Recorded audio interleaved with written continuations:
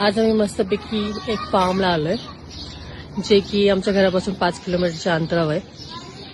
इथं जर्सी गायी आहेत, घोडेही आहेत.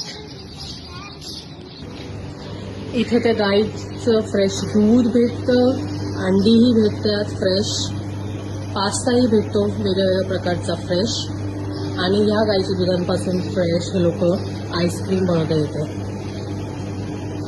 हा खूपच एक चांगला एक्सपिरियन्स आहे आणि खूपच बघतो बाळा बघतो एकदम बघ कसे जर्सी गाय आहेत सगळे सोफ्टीवाले. नाही खाली येतात.